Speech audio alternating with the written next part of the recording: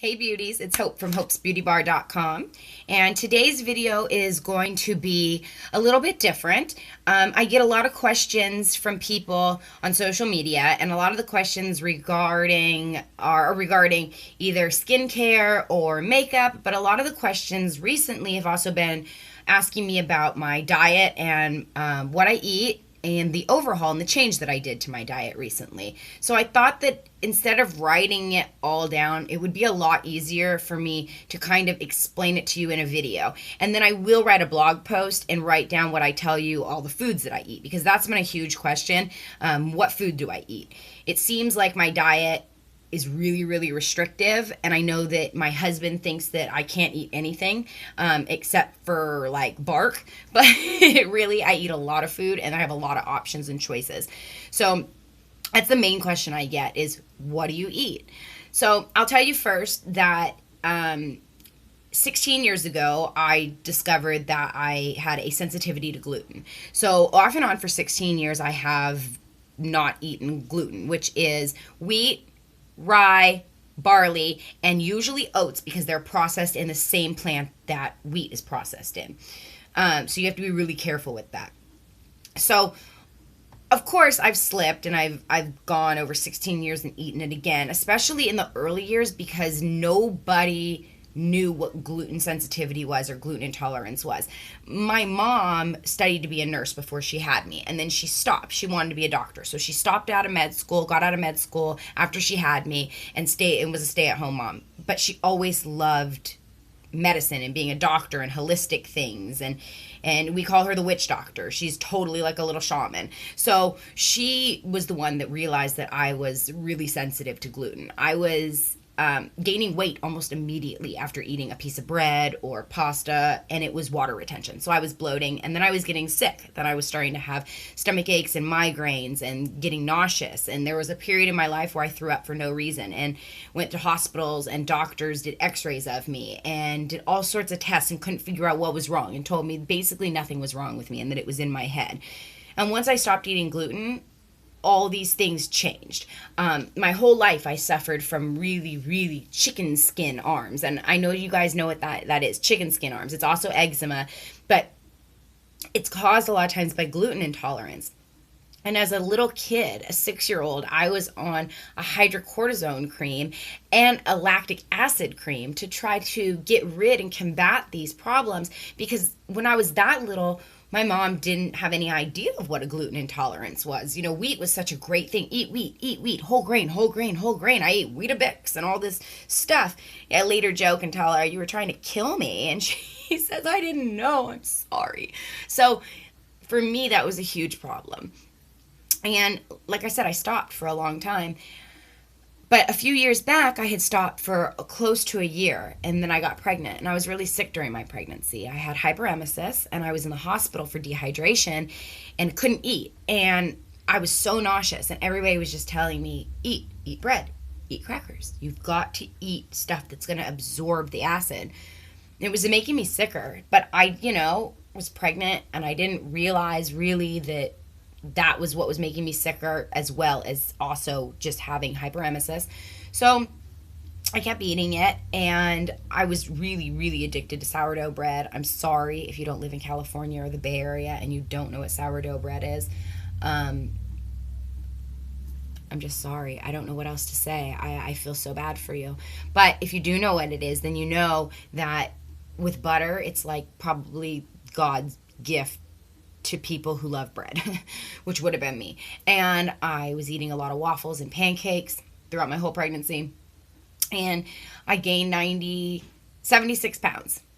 I was 196 pounds when I gave birth, and I gained 76 of that during my pregnancy. So when I gave birth, I decided that I was going to stop eating gluten. But this was really hard because I was starving because I was nursing. And my mom said, don't worry, you're going to lose it. Don't worry, just nurse, and a lot of it will come off naturally. My mom is really tiny, by the way. She's really, really small. I'm 5 feet tall, and she's a little smaller than me. And she's probably like 86 pounds. So she's like the smallest person I know. And it did come off really easily for her. She just naturally is a small person and naturally loses weight. That's not me. So I kept all this weight on and I was feeling so sick. My back was hurting, my shoulders were hurting, everything hurt. My hips hurt, my ankles hurt. And yes, part of that is because I had just given birth and everything's going back to normal and your hormones are changing and totally. But when my son was 2 years old and I still had 60 pounds to lose, there was a problem there. And so I got off gluten again. I stopped eating it. And I lost some weight, you know. I kicked up walking and I started really trying to get on a schedule with Pilates and do all that. And I did lose probably 14, 15 pounds. But, I still felt awful. So that was in 2012. And in July of 2014, I decided that I was going to do a juice cleanse. And a lot of you have asked about that, and I will talk about that in another video. That's a whole other video within itself, because if you've ever done a juice cleanse or read about doing a juice cleanse or know somebody who's done juice cleanses, you'll know that it is an experience within itself. And that's going to take another video just to tell you guys about that. But I will do that. That'll probably be the next video for you guys. So, the juice cleanse was really to stop eating meat and dairy. That was the main reason why I started it. But the benefit of it was I also stopped drinking coffee. So I drink a lot of tea. That's the main thing I drink. I've got my favorite cup here right now. My best friend Ursula bought me this for Christmas. It says VIP. And I've got my little tea bag, silicone tea bag here with some delicious Persian tea, thanks to my awesome Persian friend who goes and gets me this from the Persian store. How many times can you say Persian in 5 minutes? So that's mostly what I drink. I drink a lot of water and I drink a lot of tea. This is caffeinated, but that's only because it's a little earlier in the morning. I usually don't drink caffeinated tea past 3 o'clock in the afternoon. I do like a cup of caffeination halfway through the day just because I've got a 4-year-old and I need to keep moving and I don't drink coffee. So I do drink a lot of tea. I drink a lot of water. I drink kombucha. I drink juice, but I like to have real juice. So if I get juice, I'll either juice it myself or I'll go to Whole Foods and buy like a green juice or something like that if I'm in a rush. But my main drink is water and tea. I drink a lot of iced tea. I make yogi teas. Yogi tea makes a lot of different teas that I love, and I'll take those and I'll brew them and then I'll make them iced, and I'll just keep them in the refrigerator in a mason jar and then pour some out over some ice in a cup and drink that, caffeinated or non-caffeinated depending on what I'm feeling like. And then as far as it comes to eating, I feel like I eat a lot of food. I feel like I have tons of food choices. And I know my husband thinks that like I don't eat anything and that we go to the restaurants and I can't eat anything and that, because I can't eat bread. But really I can eat so much. The main things that I eat are vegetables. I have some favorites. And of course you guys have to discover your own favorites. There are some things that I don't like. I don't like eggplant. I don't like asparagus. I eat asparagus, but I don't like it. But I love cucumbers. I love celery. I love bell peppers. I love romaine lettuce. I love iceberg. I'm not iceberg lettuce. I love cabbage. I love red cabbage. I love beets. Potatoes, sweet potatoes. I use a lot of onions and a lot of garlic. I use ginger in a lot of stuff. I love vegetables. I just love vegetables. So I eat a lot of peas, green peas. I eat a lot of frozen peas. I mix them in rice. I mix them in quinoa. Quinoa is probably my main source of grain and protein. So it has a lot of protein and a lot of grains. So when you're thinking about having a side dish, quinoa is great because it's going to give you a protein as well as giving you that feeling of having something comforting like rice or grits or whatever it is that normally you would have on the side. I also like to take quinoa and use it as couscous. I make a great tabbouleh out of it instead of couscous. So couscous is a wheat-based or a bulgur base, but I like to take my homemade quinoa and use that. I recently discovered sweet potato black bean quinoa burgers, which the recipe will be up on the blog hopefully this week, if not next week, for those. And those are just delicious. They have lots of flavor, and they have lime juice in them, and chili powder, and cumin. And that's the main thing to being a vegan, is to really play with your spices. I'm lucky enough to have a place around me locally called Lydia's Organics, and I was lucky enough to meet her, actually, and she's just been such an inspiration to me. And she sells a seasoning called Lydia's Organic Seasoning. It's a raw, vegan, gluten-free seasoning. It's live, organic nutrients, and it's so good. I add it to so many different things. So you can see a picture of that on my Instagram at Hope's Beauty Bar. Everything is Hope's Beauty Bar. My Twitter and my Instagram. So in case you guys want to research more about what I eat or see pictures of stuff that I eat, you guys can definitely go there and friend me and follow me. I follow back, and I'm always on there and connecting with you guys. So hello, and thank you for the questions. If you have more, you can always ask me more, and I'll definitely answer them in another video. When it comes to meat replacements, so the quinoa is good because it's got protein, and I eat a little bit of tofu. I don't eat a lot of tofu because it's a soybean, and I'm not really into soy very much. So like my milk source is usually almond milk or coconut milk. I don't drink soy milk unless it's my only option. Like if I'm at Starbucks or something, but they're starting with coconut milk, you guys, so that's good. Pete's serves almond milk, so I usually go to Pete's and get almond milk. But I usually eat mostly my sources of protein instead of meat or vegetables.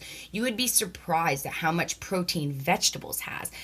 A half a cup of peas, green peas, has something like 19 grams of protein in it. So you're going to get a lot of protein if you're eating vegetables. You just have to learn what you like and learn how to season them correctly to meet your palate needs. It might take some trial and error. You might try to cook something and think this is disgusting and throw it out, and that's fine.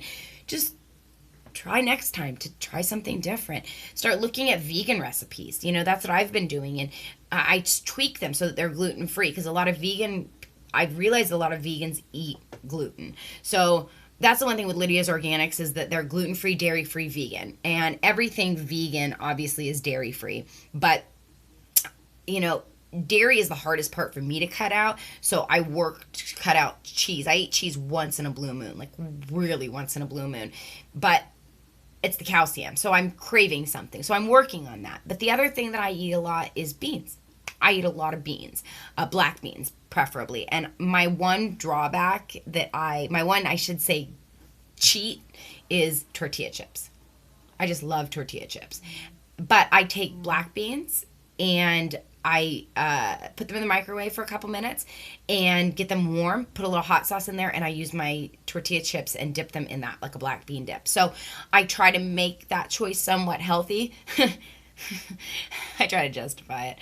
But there's a lot that I do eat. And I just don't eat meat. I don't eat dairy. And I don't eat gluten. So there's a lot of stuff out there that you guys can eat and try. And if you want to try to be gluten-free, then, just start slow. If you want to try to be a vegan, like me, I'm trying to cut out cheese. And so I'm a vegetarian that doesn't eat dairy normally. And I'm really just working towards that goal. So if you guys want to do that with me, that would be awesome. If you want to try it, I'd love to hear about it. If you've been on this journey, please email me. Let me know. Tell me some of your favorite recipes. Is there anybody else that's gluten-free and vegan at the same time? And sometimes you think it's a challenge, and so you got to get out of that rut and find new things to eat. But I hope you guys like this. I hope I didn't ramble too much. I hope I answered a lot of your questions, and I hope to answer more questions when I do my juicing video. But I hope you guys really like this. Mostly, like I said, vegetables, fruit, quinoa, rice. That's about it. Tea, water. But a lot of vegetables. Eat your vegetables. Eat. Eat your plants. They're so good for you. They're so good. And your herbs are so good. They're healing. They will heal you from the inside out and make sure that you live a long, healthy, happy life with beautiful skin and hair and nails. Who doesn't want that, right? Okay. Bye, you guys. Remember, subscribe, please. And thank you for my new subscribers. By the way, I have 4 new subscribers this week alone. 4, not 5. 4 new subscribers this week alone. So thank you so much. Keep sharing. Keep telling people about Hope's Beauty Bar. Keep coming back because I'm really, really excited to be able to do new videos for you guys, okay?